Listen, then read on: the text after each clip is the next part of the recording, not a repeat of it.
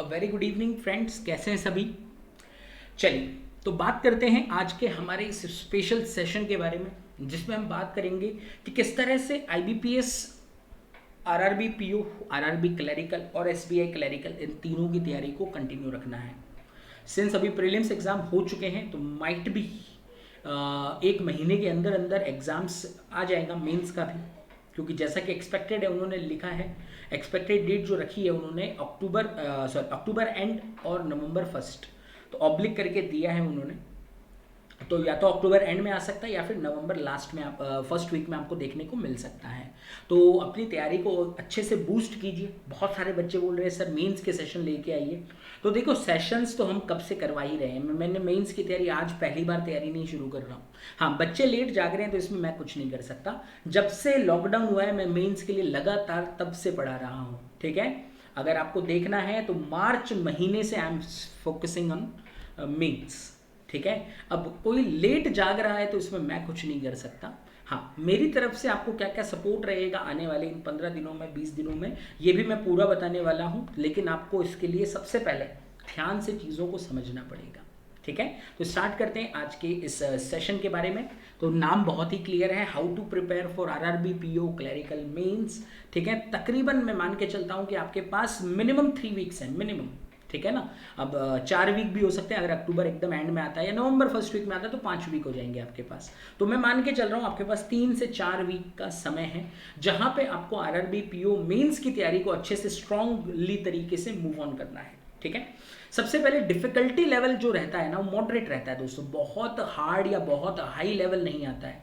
ये चीज़ मैं थोड़ा सा क्लियर कर देना चाहूँगा आप लोगों को, क्योंकि बहुत सारे बच्चों को लगता है मेंस है तो बहुत टफ आता होगा। जी नहीं, थोड़ा बहुत घुमाते हैं, नो डाउट। अभी उनके पास 5 सब्जेक्ट्स है। अगर हम बात करें सब्जेक्ट्स का तो एक सब्जेक्ट आपका क्यूए है, एक आपका एलआर है, एक आपका इंग्लिश और हिंदी में से कोई एक सब्जेक्ट है, उसके अलावा कंप्यूटर्स हैं, एंड उसके अलावा एक आपका जीए है।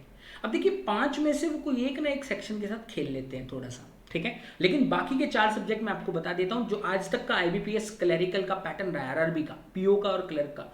लगभग ये रहा है कि वो एक सब्जेक्ट को थोड़ा सा गेम कर देते हैं लेकिन बाकी सब्जेक्ट को बहुत आसान रख देते हैं, ठीक है। अभी सबसे पहले टाइम मैनेजमेंट क्या होना चाहिए, what should be your strategy. अगर आप मॉक्स वगैरह दे रहे हैं, लगाना शुरू कर दिया आपने, तो आपकी स्ट्रेटजी क्या होनी चाहिए। तो देखिए एग्जाम का जो पैटर्न है, 5 सब्जेक्ट इक्वल मार्क्स के हैं, मार्क्स तो नहीं बोलूंगा, इक्वल वेटेज के क्वेश्चन वाइज, लेकिन मार्क्स अलग अलग हैं। क्यूए और एलआर दोनों के 50-50 मार्क्स हैं, जैसा कि आप सभी को पता है।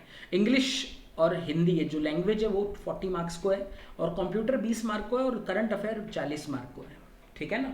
तो सबसे पहली आपकी स्ट्रेटजी होनी चाहिए। पेपर कैसे देने की स्ट्रेटजी है वो सिंपल रखिएगा।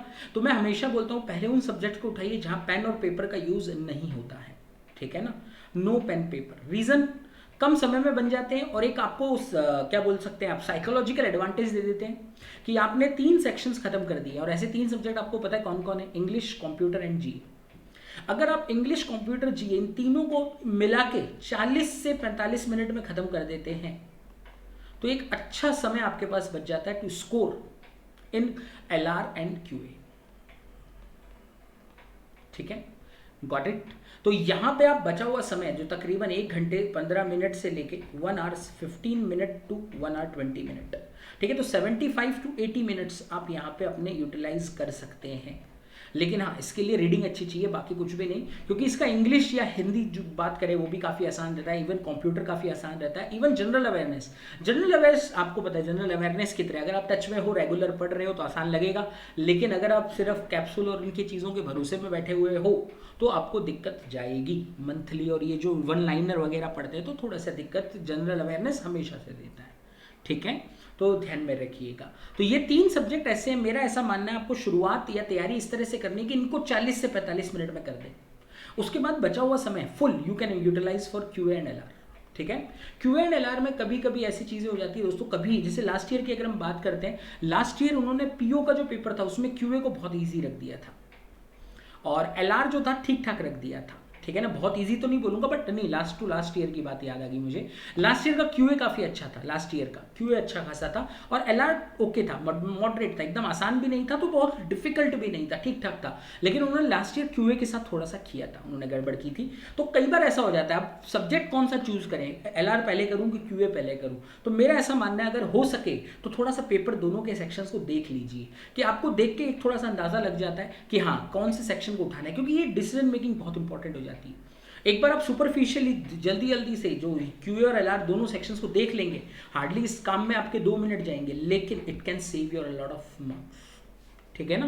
तो ये बहुत इंपॉर्टेंट होता है, और ये शुरुआत से आपको स्ट्रैटेजी रखनी पड़ेगी। एंड मोमेंट पे ये स्ट्रैटेजी में चेंज नहीं होना चाहिए। जब से आप मॉक देना शुरू कर रहे हैं तब से आपको हैबिचुअल होना चाहिए, तब जाके रियल एग्जाम में आप इसको इंप्लीमेंट कर पाएंगे, ठीक है। ये बहुत इंपॉर्टेंट हो जाता है कभी कभी। ओके फ्रेंड्स, अभी बात करते हैं तैयारी कैसे करें, क्या करें। ये तो मैंने एक स्ट्रैटेजी आपको बताई है, अभी आपको प्रैक्टिस करना होगा इसको, ठीक है। बाकी पेपर का डिफिकल्टी एंड ऑल सारी चीज़ें अलग चीज़ें, लेकिन अभी कंटेंट कैसे डेवलप करेंगे, क्यूए। अभी आपको बहुत सारे ऐसे वीडियो मिलने शुरू हो जाएंगे कि भाई ये सेक्शन, आप समझते हैं क्लिक बेट क्या होता है, यूट्यूब की लैंग्वेज में क्लिक बेट सुना होगा। तो क्लिक बेट का मतलब ये होता है कि ऑडियंस को कुछ भी लिख के अपनी तरफ आकर्षित करना, ठीक है ना। क्लियर। जैसे आपको ऐसे कई सारे अभी वीडियो धीरे धीरे आने शुरू होंगे। अगर ये क्वेश्चन कर लिए तो आरआरबी में आप 40 में से 40 मार्क लेके आएंगे, ये क्वेश्चन नहीं किए तो आपने कुछ नहीं किया, एंड ऑल इस तरह के। और बच्चों को ये वीडियोस आकर्षित करते हैं, ठीक है ना। This is called click bait. ये क्या होता है, इसका एक छोटा सा एग्जाम्पल देता हूँ मैंने, बहुत ही प्यारा एग्जाम्पल है।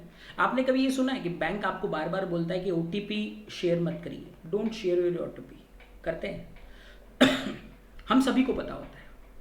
अगर मैं आपको बोलूंगा और आपको ओटीपी क्या, आप शायद नहीं दोगे, लेकिन फ्रॉड करने वाले बहुत स्मार्ट होते हैं। जो ये फ्रॉड करते हैं ना, वो सीधा आपको कॉल करके ओटीपी नहीं मांगते, वो जज करते हैं कि ये कहाँ फंस रहा है, वो जज करते हैं कि इसकी क्या कमजोरी है, ठीक है ना। तो वो देखते हैं आपका प्रोफाइल, उनके पास आपकी बैंक डिटेल्स होती हैं, वो चेक करते हैं कि इसके ट्रांजेक्शन सबसे ज़्यादा कहाँ है, ठीक है।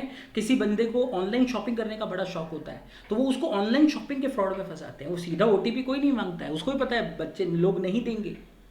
और इस फ्रॉड के अंदर सबसे ज़्यादा ऐसे लोग नहीं फंसते हैं कि जिन लोगों को मतलब नॉलेज नहीं है बैंकिंग की, ओटीपी शेयर नहीं करना चाहिए था, नो। इसमें सबसे ज़्यादा लोग वो फंसते हैं जो पढ़े लिखे हैं बट ग्रीडी हैं। उन लोगों का सबसे बड़ा स्ट्रेटजी होता है, the person has to be greedy, ठीक है ना। तो जो जिनको थोड़ा सा भी लालच होता है वो वहाँ फंस जाते हैं। तो this is scam, this is called scam, ठीक है ना। तो थोड़ा सा आप लोग ये देखिए, बड़े बड़े लोग आपके कई ऐसे, हम क्योंकि हम भी जब बैंक में थे, मैं एसबीआई में तकरीबन जितने भी साल मैंने वर्क किया, 1.5 ईयर एंड 2 ईयर के करीब, उसमें मैंने ऐसे बहुत सारे केसेस देखे कि अच्छे अच्छे लोग आते हैं। एक टीचर है, वो फंस गया, गवर्नमेंट स्कूल में पढ़ा रहे हैं, कोई प्राइवेट के इतने बड़े कोई मैनेजर हैं, वो इसके जाल में फंस गए। तो वो पढ़े लिखे हैं, बेहतरीन तरीके से पढ़े लिखे हैं, they are well aware of this kind of things, लेकिन ग्रीड फंसाता है, ठीक है ना। तो सबको पता होता है ये चीज़ें नहीं करनी है, तो वो पकड़ते हैं। तो same happen, this is click bait. ऐसे क्वेश्चन नहीं किए तो आपका मेंस नहीं निकलेगा, और बच्चे फिर जाते हैं और अपना अमूल्य समय, क्योंकि ये जो 30 डेज है ना दोस्तों, ये बहुत क्रूशियल है। अगर आप इधर उधर भटकते रहोगे, हाथ में कुछ नहीं आना, ठीक है। And that is the problem with the student. जब हम डे 1 से बोलते हैं कि यार मेंस को साथ में रखो, देखो मेंस की तैयारी ऐसे नहीं होती, आपने प्रीलिम दे दिया, अब हाँ बस अब प्रीलिम हो गया, सर बताइए मेंस क्या करना है, बताओ अब मैं मेंस करने के लिए पूरी तरह तैयार, ऐसा नहीं होता है। आपको शुरुआत से बेस लेके चलना पड़ता है। जो चीज़ें आपने प्रीलिम में सीखी हैं उनको मेंस में इम्प्लीमेंट करना पड़ता है, ठीक है ना। इसलिए मैं बहुत पहले से चीज़ें पढ़ा रहा हूँ। तो अब आपको पढ़ना क्या क्या है मैं क्लियर बता देता हूँ। देखो 30 दिन में तो मैंने नहीं देखा, मैं भी किसी का मेंस नहीं निकलवा सकता, मैं क्लियर बोलता हूँ। हाँ, हम ऐसा कर सकते हैं कि यार आप 20 मार्क लाते हो मैथ्स में, मैं उसको 25 करवा सकता हूँ। अगर आप 25 मार्क ला रहे हो तो उसको मैं 30 करवा सकता हूँ। 30 मार्क ला रहे हो तो उसको हम 32 से 33 मार्क तक ले जा सकते हैं, या 35 मार्क्स तक ले जा सकते हैं, depend on the student. Okay, ये चीज़ हम कर सकते हैं, बट मैं मेन्स नहीं निकलवा दूंगा, ये मैं कैसे कह सकता हूँ ना। और एक सब्जेक्ट से ना तो मेंस निकलता है ना एक सब्जेक्ट से कोई अटकता है, ये मेरा सिंपल सा एक ऑब्जर्वेशन है। आपको 5 सब्जेक्ट का एक बेहतरीन कंपेंडियम बनाना होता है, ठीक है। तो थोड़ा सा इन चीज़ों को ध्यान में रखा कीजिए। अब मैथ्स पढ़ना कैसे है, कई बच्चे पूछते हैं टॉपिक वाइज जाएं, या सिर्फ मॉक बनाएं, या फिर मिक्स क्वेश्चंस बनाएं, या फिर कोई बुक खरीद ले। मेंस का कोई परफेक्ट बुक बताइए भाई साहब, अगर मेंस का कोई परफेक्ट बुक होता तो क्या मैं वो सीधा नहीं बता देता। मेंस पे जो क्वेश्चंस आते हैं वो आप जो चीज़ें पढ़ रहे हो उनके एप्लीकेशन के ऊपर क्वेश्चंस आते हैं, ठीक है। अगर आपको मेंस के अंदर वो 40 क्वेश्चंस बनाने हैं आउट ऑफ 40 क्वेश्चंस में से जितने आप बना सको, आपको उसके लिए कम से कम 1000-2000 क्वेश्चन अपने हाथ से बनाने पड़ते हैं, तब एग्जाम के 40 क्वेश्चन बनने की कॉन्फिडेंस आती है। लेकिन आजकल बच्चों को ऐसा चाहिए कि सर ऐसे कोई क्वेश्चंस करवा दो जो हमारे पूरा हमें मेंस निकलवा दे। तो ऐसे क्वेश्चंस अगर होते तो फिर मैं यहाँ पढ़ा नहीं रहा होता, इतनी मेहनत नहीं कर रहा होता, समझ रहे हैं। तो आपको भी मेहनत करनी पड़ेगी, क्लियर। तो मेहनत कैसे करनी है, क्या करना है, वो सारी चीज़ें मैं आप लोगों को बताने जाऊंगा इस वीडियो के अंदर, और सारी चीज़ें एक एक करके एक्सप्लेन करूंगा, ठीक है। तो जो गलतियां आप करते हो ना, प्लीज़ उनसे बच के रहो, ओके। नहीं तो फिर सिंपल सी बात है यार, देखो कंफ्यूज आदमी ही दुनिया, मतलब जो मार्केटिंग का टर्म जब हम MBA भी पढ़े हैं तो MBA में हमें बताते थे जो कंफ्यूज होता है ना कस्टमर, कंफ्यूज कस्टमर, हर कोई जो बेचने वाले पर्सन होते हैं वो कंफ्यूज कस्टमर को तलाशते हैं, जिसको आसानी से कंफ्यूज किया जा सके और अपना प्रोडक्ट चिपकाया जा सके, ठीक है। जो बहुत ही फोकस्ड होते हैं या फिर जो बहुत ही क्लियर होते हैं अपनी चीज़ में, उनको जनरली मतलब बेवकूफ़ या फिर उनको रिपीटेड कस्टमर नहीं बनाया जा सकता। Confuse customer is the golden egg for the marketeer, ठीक है, हमेशा याद रखिए। तो प्लीज़ डोंट डू दिस, क्योंकि आजकल ऐसा होता है, बच्चा एक किसी का सेशन अच्छा देख लेता है उसको वही भगवान दिखने लग जाता है, एक किसी को देख लेता है वो कहता है अरे यार ये बहुत अच्छा पढ़ा रहे हैं। भैया डिटेल जाया करो। जो बच्चे मुझे 5-6 महीने से फॉलो करते हैं तो उनको समझ में आएगा यार, थोड़ी सी फॉलोइंग चाहिए होती है। ओवरनाइट कोई अच्छा नहीं पढ़ा सकता, ना ही आपको ओवरनाइट किसी का समझ में आएगा, ठीक है ना। मुझे भी बहुत सारे ऐसे बच्चे हैं जिनको मेरी टीचिंग नहीं अच्छी लगती होगी, नो डाउट होता है। टीचिंग इज़ क्या बोल सकते हैं, समझ में आने वाली चीज़ होती है। ज़रूरी नहीं कि मेरा कहने का तरीका या मेरा बात करने का तरीका हर किसी को उतना ही स्मूथ लगे या उसी को अच्छा लगे, तो सेम हैपन्स। तो एक ओवरनाइट प्लीज़ ये जजमेंट मत किया करिए, ठीक है ना। 5-6 महीने की मेहनत और फॉलोइंग लगती है, जब जाके आपको कंसेप्ट पे कमांड आना शुरू होता है। अगर आपने मेरे 5-6 महीने में जो लेक्चर्स पढ़े, अगर आप उनको दोबारा से रिवाइज करोगे तो आपको बहुत अच्छा एडवांटेज मिलेगा। क्या क्या करना है मैं आपको बताने जा रहा हूँ। देखिए मैंने एक सीरीज चलाई थी टॉप 200 क्वेश्चंस की, जो अनअकैडमी प्लस पे पूरी तरह से अवेलेबल है, आप वो देख सकते हो, ठीक है। इसमें मेंस लेवल के अर्थमेटिक क्वेश्चंस हैं, हालांकि ये पूरे के पूरे क्या बोल सकते हैं आप, मिक्स क्वेश्चंस हैं, टॉपिक वाइज नहीं है, लेकिन they are very good questions, okay. इसके अलावा मैंने एक 7 बजे 7 सवाल की सीरीज चलाई थी, जिसमें मैंने 20 क्लासेस लिए थे, 20 क्लासेस, यानी 20 × 7 140 मेंस लेवल के क्वेश्चंस। तो 200 ये, 140 ये, 350 के करीब ये हो चुके, ठीक हो गया। ये बात होगी आपकी अर्थमेटिक के लिए। इसके अलावा मैंने अनअकैडमी पे बहुत सारे पेड क्लासेस पढ़ाए हैं अभी। इससे पहले मैंने एक SBI PO का बैच पढ़ाया था, that was good batch basics के लिए। लेकिन अभी फिलहाल मैंने एक अर्थमेटिक का बैच खत्म किया है फॉर मेंस। अर्थमेटिक बैच अभी रिसेंटली खत्म किया है, मतलब आज या कल ही खत्म हुआ है। तो ये बैच में मैंने पूरे टॉपिक वाइज पढ़ाया है। जो लोग अनअकैडमी पे हैं ऑलरेडी या जो लेना चाहते हैं, प्लान कर रहे हैं, तो दे कैन टेक, ओके।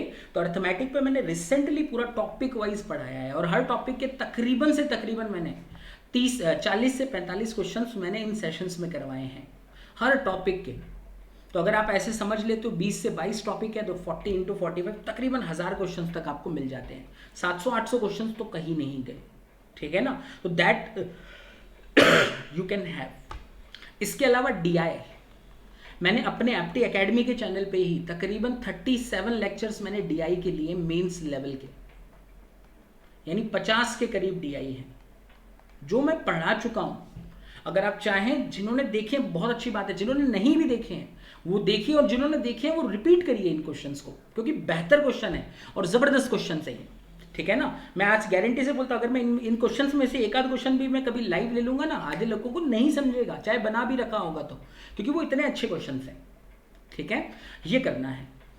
इसके अलावा जो नया आपको पता है, मैं 1 PM पे अभी लाइव लेने लगा हूँ क्लासेस मेंस की, मैं ऑलरेडी स्टार्ट कर दिया हूँ, तो आप वो फोकस कीजिए अभी। इसमें मैं अल्टरनेट एक दिन अर्थमेटिक क्वेश्चंस करवाता हूँ, एक दिन DI करवाता हूँ। अभी तक इसके मैं 5 लेक्चर ले चुका हूँ, तो ये लेक्चर नॉन स्टॉप एग्जाम तक चालू रहेंगे। तो इतना सब कंटेंट मेरी तरफ से आप लोगों को मिल रहा है, ठीक है। तो आप लोगों को पढ़ना है बस। अगर आप ट्रस्ट करते हो इतना कर लीजिए, मेंस लेवल पे मोर देन सफिशिएंट है, मोर देन सफिशिएंट है फॉर क्यूए। देखो 350 क्वेश्चंस ये पेड में भी अच्छा खासा क्वेश्चंस मैंने वहाँ करवाए हैं, तो 700-800 क्वेश्चंस ये हो गए और 1000 के करीब अर्थमेटिक हो गए, 50 डीआई होगी मेंस लेवल की। और पेड पे अगर आप मेरी डीआई का बैच देखोगे, मैंने एक पूरा डिटेल डीआई का बैच कवर किया था, बिल्कुल डिफिकल्ट लेवल टू एकदम ज़बरदस्त लेवल तक। तो ये बैच भी अगर आप चाहें तो पूरा देख सकते हैं। इसमें 100+ डीआई मैंने कवर करवाए थे, एकदम बढ़िया, बेसिक से लेके बिल्कुल एडवांस लेवल तक गए हैं। तो 100+ डीआई मैंने इस बैच में कवर किए थे, तो you can check that, okay. तो इतना सारा कंटेंट ऑलरेडी अवेलेबल है, ये अवेलेबल कंटेंट बता रहा हूँ, ठीक है। इसके अलावा 1 बजे मैं डेली क्लास ले ही रहा हूँ, अभी तक 5 लेक्चर हो चुके हैं। हाँ, बीच में थोड़ा सा तबीयत ठीक नहीं थी तो थोड़ा रेस्ट कर रहा था मैं, ओके। आगे अब एक्स्ट्रा क्या कर रहा हूँ, तो मैं एक चीज़ और हम कर रहे हैं, आई एम वर्किंग ऑन इट। थोड़ा समय लग रहा है मेरी तबीयत ठीक नहीं तो इस वीकेंड पे आपको एक चीज़ देखने को मिलती। हम क्या कर रहे हैं, ये जो 350 अर्थमेटिक क्वेश्चन हमने बनाए हैं ना दोस्तों, 200 क्वेश्चन टॉप अर्थमेटिक वाले और तकरीबन 140 क्वेश्चन ये। तो मैं एक चीज़ ये कर रहा हूँ कि इनके विद सॉल्यूशंस मैं एक पीडीएफ बना रहा हूँ with solutions, okay. I am working on it. अभी तक मैं तकरीबन 100 क्वेश्चंस कन्वर्ट कर चुका हूँ with Hindi and proper solutions, okay. Questions यही होंगे जो पढ़ा चुका हूँ, ऐसा कुछ नहीं कि नए क्वेश्चंस ला रहा हूँ, ठीक है। यही क्वेश्चंस हैं लेकिन प्रॉपर सॉल्यूशंस के साथ ला रहा हूँ, ठीक है। तो इनके हम पीडीएफ बना रहे हैं अभी फिलहाल, ठीक है, since we are working on it, okay. तो I am working on it. तकरीबन अभी तक 100 क्वेश्चंस कन्वर्ट हो चुके हैं, ठीक है। अब एक क्वेश्चन मैं अच्छे से पढ़ रहा हूँ क्योंकि गलती ना हो, तो इसी में थोड़ा समय लग रहा है, प्लस हिंदी कन्वर्जन और सॉल्यूशन प्रॉपर। तो ये एक पीडीएफ मैं आप लोगों के लिए प्रिपेयर कर रहा हूँ, लेकिन ये पेड रहेगा, ठीक है। बहुत नॉमिनल चार्जेस रहेगा लेकिन ये पेड रहेगा। अभी तक हमने जो भी मेरी कॉस्टिंग, क्योंकि ये सारा काम आउटसोर्स करवा रहा हूँ, मैं नहीं कर रहा हूँ, मैं सिर्फ कंटेंट चेक कर रहा हूँ, गलती ना हो, दैट्स इट, ओके। बाकी टाइपिंग से लेके solution and Hindi conversion proper, तो बस इसीलिए पेड रख रहा हूँ, बाकी कुछ। और नॉमिनल रहेगा, ऐसा कुछ भी नहीं होगा 1000 रुपये 500 रुपये, ऐसा कुछ भी नहीं, एकदम नॉमिनल। क्या बोल सकते हैं, 30 रुपये से लेके 50 रुपये के बीच में होंगी। तो 350 क्वेश्चन आपको विद सॉल्यूशंस मिल जाएंगे, ठीक है ना, not more than that, clear. तो देख लेंगे अभी कितना रिस्पॉन्स मिलता है। अगर अच्छा रिस्पॉन्स रहा तो और सस्ती हो जाएगी, क्योंकि मेरे को अपनी कॉस्ट निकालनी है, बाकी कुछ नहीं। But it would be very very useful for all guys who are preparing for mains examinations, okay. तो आप लोगों को मैं ये एक चीज़ देने वाला हूँ, ठीक है। तो फ्रॉम माई साइड हम we are planning on it. तो माइट भी अगले वीक, अगर मैं सही रहता ना तो इसी वीकेंड या फिर आज या कल में आपको मिल जाती थी, लेकिन अभी एक हफ्ता थोड़ा सा आगे हो जाएगा। तो आफ्टर 1 वीक आपको ये मिल जाएगा और ये मेरे चैनल पे ही मिलेगा, ठीक है ना। ये सारी चीज़ें कब कैसे क्या होगा वो सब मैं आपको बता दूंगा। तो we are working on it, okay, got it, clear friends. तो ये मैं आप लोगों के लिए एक चीज़ कर रहा हूँ जो मुझे लगता है कि हाँ it would be very very effective for you, क्योंकि 350 क्वेश्चंस अगर एक साथ आपके पास विद सॉल्यूशंस हो जाएंगे तो इनको बनाना और इनको फिर से रिवाइज करना भी आप लोगों के लिए बहुत आसान हो जाएगा, ठीक है दोस्तों, गॉट इट। तो ये एक वर्क हम आप लोगों के लिए कर रहे हैं, ठीक है, क्लियर। अगर ये अच्छा रिस्पॉन्स रहा तो फिर मैं डीआई के लिए भी काम करूंगा, डीआई के लिए भी मैं मतलब I am thinking, but after seeing the response of this, क्योंकि मेहनत बहुत ज़्यादा है इसके अंदर। क्योंकि अब मान के चलिए मैं पिछले 1 हफ्ते से लगातार लगा हुआ हूँ इसमें, ठीक है। बट फिर भी क्योंकि क्वेश्चंस काफ़ी सारे हैं और उनको इकट्ठा करना, उनको रीचेक करना, फिर उनके सॉल्यूशन राइट करना, फिर सामने वाला अच्छे से लिखे,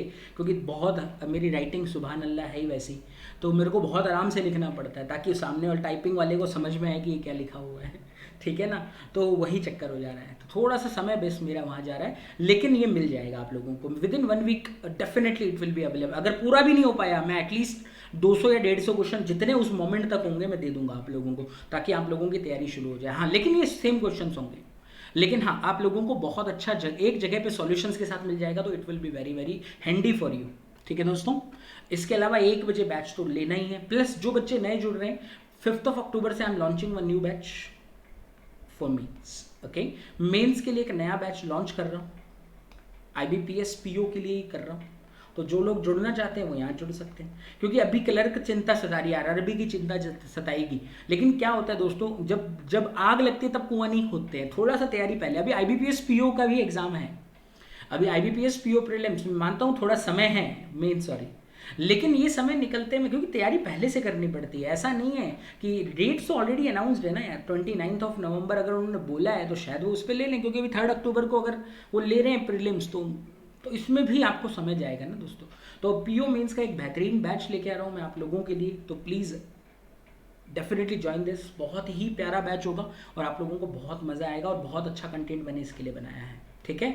तो बाकी सारी चीज़ें आपके ऊपर है, आपको क्या करना है, किस तरह से करना है। और एप्टी पे भी मेरे लेक्चर्स आप लोगों को बीच बीच में, स्पेशल लेक्चर्स अब जो भी मैं बनाऊंगा वो एप्टी पे अपलोड करता रहूँगा, ताकि आप लोगों को यहाँ पे भी सपोर्ट मिलता रहे मेरी तरफ से, ठीक है। Got it friends. और अच्छे से तैयारी करनी है, ठीक है, और कोई भी एक ऐसी चीज़ नहीं छोड़नी है। अभी बात करते हैं टॉपिक वाइज कैसे पढ़ना है या किस तरह से करना है। तो देखिए, मैं आपको यही सजेस्ट करना चाहूँगा, अभी इनिशियल 10 दिन 10 डेज आप अपने वीक पॉइंट पे काम कर सकते हो। अगर फॉर एग्जांपल कोई टॉपिक आपने छोड़ा हुआ है, फॉर एग्जांपल कईयों के साथ होता है, मेंसुरेशन छोड़ रखा है, प्रोबेबिलिटी छोड़ रखा है एंड ऑल, ठीक है ना। तो मैं कहना चाहूँगा शुरू के 10 दिन अगर आप इनको अच्छा करना चाहते हो तो कर लीजिए, क्योंकि उसके बाद फिर समय नहीं मिलेगा। मैं फ्रैंकली बता देता हूँ, अगर 10 दिन तक आप उसको टॉपिक को अच्छा नहीं कर पा रहे हो ना, फिर लीव ही कर देना, फिर ज़्यादा समय उसके पीछे सोच के और ख़राब करके कोई फ़ायदा नहीं है, ठीक है ना। तो मैथ्स के अंदर सिंपल सी बात है, जो चीज़ें आपको अच्छी आती हैं, जैसे अगर आप डीआई में अच्छे हैं तो डीआई वगैरह की प्रैक्टिस होती रहनी चाहिए। भले आप बनाए हुए क्वेश्चंस को दोबारा बनाइए, बहुत इंप्रूवमेंट आता है। हर बार नया क्वेश्चंस, हर बार नया सेट के पीछे भागने से बेटर है जो चीज़ें आपके पास है उन्हीं को मल्टीपल टाइम्स रिवाइज करते रहे, मोर देन सफिशिएंट है, ठीक है। प्लस इसके अलावा कैलकुलेशंस अच्छी रखिए। मेंस के अंदर कैलकुलेशंस का रोल बहुत इंपॉर्टेंट हो जाता है, क्योंकि हैवी कैलकुलेशंस आती हैं, ठीक है ना। तो कैलकुलेशंस के ऊपर प्रॉपर ध्यान में रखिए। Test series if you want you can give, otherwise मेरा ऐसा मानना होता है मेंस की टेस्ट सीरीज सीधा सबमिट करो एंड देन सॉल्व, बस। मतलब डायरेक्ट एनालिसिस में जाओ। लास्ट एग्जाम से एक हफ्ता पहले 2 या 3 टेस्ट प्रॉपर दे दो, लेकिन बाकी मैं आपको सजेस्ट करना चाहूँगा, click on directly on submit button and solve the paper, ठीक है। या फिर ज़्यादा से ज़्यादा क्यूए भी नहीं, जनरल अवेयरनेस, इंग्लिश और कंप्यूटर, ठीक है ना, ये 3 सब्जेक्ट अटेम्प्ट कर लो और बाकी फिर सबमिट कर दो। क्योंकि क्यूए और एलआर ऐसी चीज़ होती है, वैसे भी समय लेंगे। क्योंकि क्या होगा, देखो मैं कहानी समझाता हूँ मैं ऐसा क्यों कहता हूँ। क्योंकि देखिए 2 घंटे का पेपर है, उसके बाद क्यूए और एलआर को ही ज़्यादा से ज़्यादा, या फिर थोड़ा बहुत इंग्लिश को आप एनालाइज भी करोगे, क्योंकि पेपर देने से सिर्फ फायदा नहीं होता है, आपको एनालिस भी करना होता है। जो क्वेश्चन पेपर में सॉल्व नहीं किए उनको बाद में बनाना भी होता है। क्यूए और एलआर बच्चे इसमें भी अनदर 2 से 2.5 घंटा वेस्ट कर देते हैं। तो आप सोचिए, दिन का अगर आप मॉक दे रहे हो 5 घंटे, आप सिर्फ मॉक में ही लगा रहे हो, सिर्फ 5 घंटे, valuable 5 hours you are investing in only mock. तो मेरे हिसाब से थोड़ा सा जजमेंटल टाइमिंग नहीं है, ठीक है ना। Got it. तो मेंस की मॉक वैसे भी कम ही लगानी चाहिए। एग्जाम से हफ्ता भर पहले 2-3 मॉक छुड़ा लो, आपको अपने तैयारी का अंदाज़ा वैसे ही हो जाएगा, ठीक है ना। Got it. बहुत लोग बोलते हैं कि मॉक देते रहने चाहिए, हमारी तैयारी का अंदाज़ा होता है, बट तैयारी का अंदाज़ा अंदर से खुद को पहले से होता है कि मैं कैसा पढ़ रहा हूँ, मैं किस तरह से तैयारी कर रहा हूँ, ठीक है ना। ये मैं एक फर्म बिलीव करता हूँ। बाकी आपके ऊपर है भाई, आपका पैसा है, आपकी अप्रोच है, आप जितने मॉक खरीद रहे हो सारे दो, भले ही I don't have any issue with that. लेकिन मेरा ऐसा मानना है कि उस समय को आप बेहतर तरीके से सीधा सबमिट कर देते हो ना। जैसे मैंने क्या बताया, आधा 40-45 मिनट ये 3 सब्जेक्ट अटेम्प्ट कर लिए, उसके बाद सबमिट मार दिया। उसके बाद आपने एनालिसिस में भी 2 घंटे ले लिया। अगर क्यूएलआर सॉल्व तो किया नहीं, आराम से करो। 2 घंटे भी लोगे तो ढाई घंटे के अंदर या 3 घंटे के अंदर आप पूरा पेपर को ढंग से कर सकते हो। तो 2 घंटे का आपका समय बच जाता है, मेरा ऐसा मानना है। और ये इस अप्रोच से बहुत सारे बच्चों का समय बचा भी और उन्होंने वो पॉजिटिव जगह पे यूटिलाइज किया है, ठीक है ना।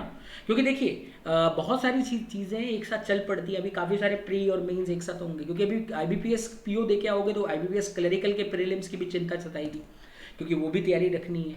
सारे मेंस भी आ रहे होंगे, प्रीलिम सब एक साथ खिचड़ी बन के आते हैं, ओके।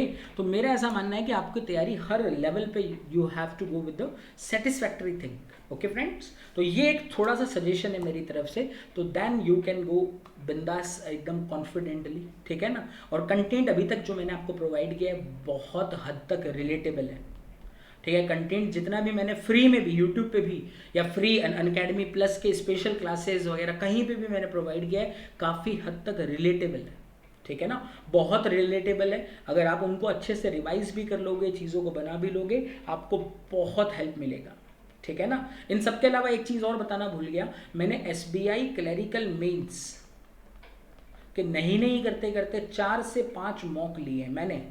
उसके अलावा मैंने एक आरआरबी पीओ का मॉक लिया था, अगर आपको याद हो तो थोड़े दिन पहले ही लिया था। आरआरबी पीओ का एक मॉक लिया था। ये पेपर भी अगर आप देख लोगे, 5-6 पेपर है क्वांट के, मैंने पूरे डिटेल पढ़ाए हैं। तो अगर आप इनको भी अगर चेक कर लोगे ना, आपको बहुत अच्छा आइडिया लगेगा पेपर का लेवल क्या रहता है, किस तरह से अटेम्प्ट करना होता है एंड ऑल, ठीक है दोस्तों, तो ये सारी चीज़ें अगर आप ईमानदारी से ढंग से करते हो तो आपको इनका बेहतर तरीके से रिजल्ट मिलेगा। ओके, और अगर आपको और भी कुछ डाउट हो प्लीज़ कमेंट बॉक्स में डालना, मैं डेफिनेटली आप लोगों को रिप्लाई करूँगा। ओके, ठीक है दोस्तों, so best of luck with your mains preparation. और कुछ और हेल्प लगेगा, कुछ और चीज़ें पढ़नी है मुझे बताइएगा, तो we will plan some lecture in that order. Okay, got it, bye bye, have a great day.